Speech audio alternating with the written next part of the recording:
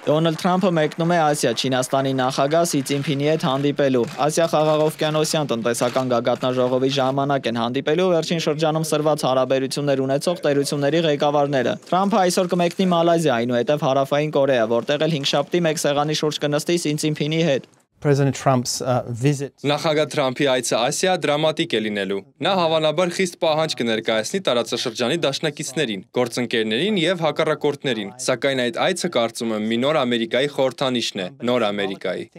Ի պատասխան պաշտոնական Պեկինը կարևորել է Վաշինգտոնի հետ հարաբերությունները եւ հայտարարել, որ սերտ կապեր է պահում Միացյալ Նահանգների հետ։ Առևտրային լարվածությունը երկու երկրների միջև նոր թափ ստացավ հոկտեմբերի սկզբին, երբ Պեկինը կտրուկ շատացրեց հազվագյուտ հողային տարրերի արտահանման սահմանափակումները։ Դրանից հետո Թրամփը Չինաստանի նկատմամբ սահմանեց 100% լրացուցիչ մաքսատուրք, որոնք ուժի մեջ են մտնելու նոյեմբերի 1-ից։ The APEC members Վստահ եմ, որ Թրամփն ու Սի Ցինփինը կցանկանային, որ իրենց երկրները ուղիներ գտնեն վերադառնալու ռազմավարական անվտանգության եւ տնտեսական երկխոսության դաշտ, որը բնորոշում էր հարաբերությունները, նախքան Թրամփի առաջին վարչակազմը դադարեցրեց դրանք։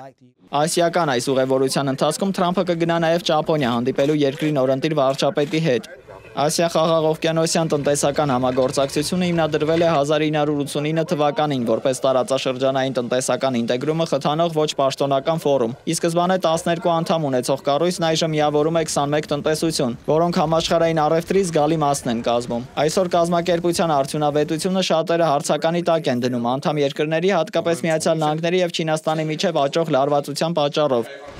Դավիթ Գենջոյան, Open Media։